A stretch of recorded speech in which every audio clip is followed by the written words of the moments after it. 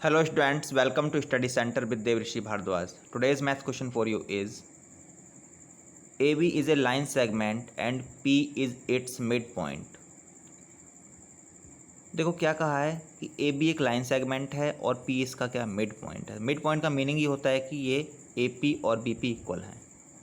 ठीक है ना। मिड पॉइंट का मीनिंग है वो बिल्कुल एग्जैक्ट बीच में है। ओके, फिर आगे कहा है D and E are points on the same side. D and E क्या है? पॉइंट्स हैं on the same side. D और ई मतलब लाइन ए बी के एक ही तरफ हैं दोनों पॉइंट्स। और किस तरीके से हैं कि B A D equal A B E. B A D ये जो एंगल है किसके इक्वल है? ई ए बी ई के। A B E that means इसके। दैट मीन्स डायग्राम में दिख रहा है एंगल ए और एंगल बी इक्वल हैं। ठीक है।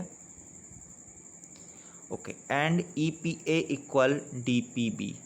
और ई पी बी ये वाला एंगल पी इस साइड में और ये वाला यही एंगल इधर इस साइड में भी कैसे इक्वल हैं। देखो वैसे भी इक्वल का साइन बना रखा है, दोनों पर डबल आर्क लगा रखी है इस साइड में इस साइड में। ऐसे ही यहाँ पे ए और बी ये भी इक्वल दिख रहा है डायग्राम में हमको। ओके, हमको प्रूव क्या करना है? प्रूव करना है कि डी ए पी कॉन्ग्रेंट है ई बी पी के।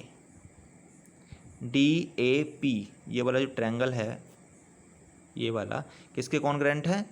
ई बी पी के। ई बी पी इसके कॉन्ग्रेंट है, हमको प्रूव करना है।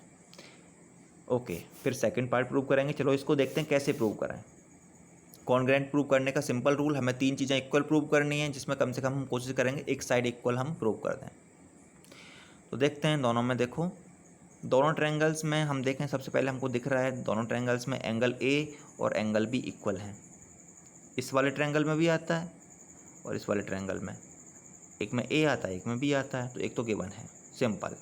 इसमें हमें कुछ बड़ी बात नहीं, हमें दे रखा है ए और बी इक्वल हैं।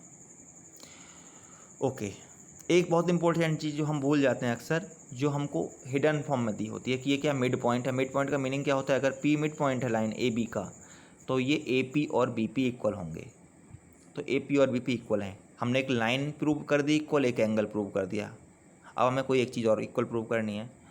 अब देखो हमको दे रखा है एंगल P और ये वाला एंगल P इस तरीके से इक्वल है, लेकिन ये वाला पार्ट तो किसी में नहीं आता। हम क्या करें भाई? ये वाला इतना तो किसी में भी नहीं आता, लेकिन ये वाला हमको चाहिए। ठीक है ना, इतना चाहिए हमको। ऐसे ही इधर से भी इतना चाहिए।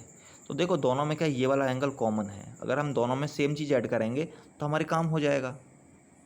ठीक है, मैं आपको बता देता हूँ थोड़ा सा हिंट देके मैं क्या कहना चाह रहा हूँ कि लेफ़्ट में हमारा ए पी बी है, हमारा एंगल ए पी बी है, एंगल ए पी ई है, ए पी बी नहीं ए पी ई। और हमारा राइट में एंगल है किसके इक्वल है? ये हमारा इक्वल है ए पी ई, हमारा इक्वल है बी पी डी के। गिवन है हमको ए पी ई या ई पी ए का है तो ये इसके इक्वल है बी पी डी के। मैं यहाँ पर लिखता हूँ ऐसे, किसके इक्वल है ये? Angle B P D. मैंने इसको ऐसे लिख दिया है, ऊपर नीचे इसलिए लिखा है, अभी आपको समझ में आ जाएगा। A P E B P D के इक्वल है। अगर मैं ए पी बी में क्या ऐड करूँ? ई पी डी ऐड कर दूँ, एंगल ई पी डी, और इस राइट वाले में भी ई पी डी ऐड कर दूँ तो कोई फ़र्क तो नहीं पड़ेगा, दोनों में सेम चीज़ ऐड कर रहा हूँ ई पी डी, क्योंकि मैंने दोनों में एक चीज़ ऐड की है तब भी तो इक्वल रहेंगे। ये इक्वल हैं तो इनको ऐड करने में दोनों तरफ सेम चीज़ ऐड की है तो कोई फ़र्क नहीं पड़ेगा। लेकिन क्या होगा? ए पी ई और ई पी डी क्या हो जाएगा? ए पी ई, डायग्राम में देखो ए पी ई और ई पी डी मिलके क्या हो गया? ए पी डी हो गया। डायग्राम में देखो समझ में आएगा, ए पी डी हो गया। ए पी डी ये किसके इक्वल होगा? राइट में क्या है? B P D. B P D और मैंने इसमें क्या कर दिया? ई पी डी ऐड कर दिया तो ये क्या बन गया? बी पी ई बन गया।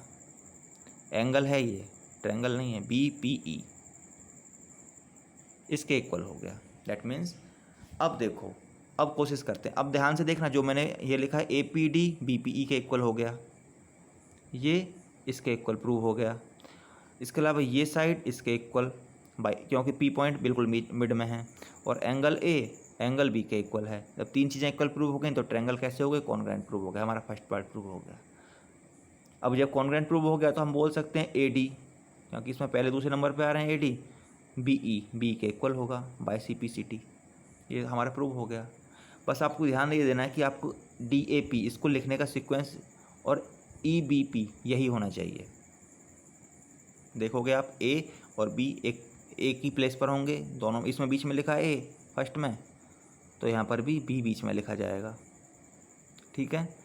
उसके बाद हमने प्रूव किया पी दोनों में इक्वल है, पी इधर लास्ट में लिखा है तो पी इधर भी लास्ट में लिखा जाएगा। फिर बचता है ई, अगर इसमें हमने लिखा है डी फर्स्ट में तो लास्ट वाले सेकंड में ई हम शुरू में लिखेंगे, ठीक है ना, डी ई के इक्वल होगा। और इस तरीके से सारे हमने चीज़ इक्वल प्रूव कर दी। इसको लिखने का तरीका आप यहाँ पर देख सकते हो। सबसे पहले हमने देखो वही किया है, कॉमन पार्ट दोनों में ऐड कर दिया, डी पी, तो ये वाला एंगल हमने इक्वल प्रूव कर लिया। अब देखते हैं दोनों ट्रायंगल्स में, D A P E B P ये प्रूव हो गया, ये गिवन है हमको, ठीक है ना। ए पी और बी पी ये इक्वल है क्योंकि पी मिड पॉइंट है, डायग्राम में देख सकते हो पी मिड पॉइंट है, इसलिए ए पी बी पी। और तीसरा हमने यहाँ पर इनको ऐड करने के बाद जैसे किया है तो वो हमने यहाँ पर लिख दिया फ्रॉम अबव। इस तरीके से ये क्या हो गया, angle side angle congruent rule लगा दिया, ये हो गए कॉन्ग्रुएंट। और फिर हमने by C P C T A D और बी ई को इक्वल दिखा दिया। आई होप समझ में आ गया होगा, इसमें कोई डाउट नहीं है। सो वीडियो अच्छी लगी हो तो लाइक करो, शेयर करो और सब्सक्राइब करो। And thanks for watching.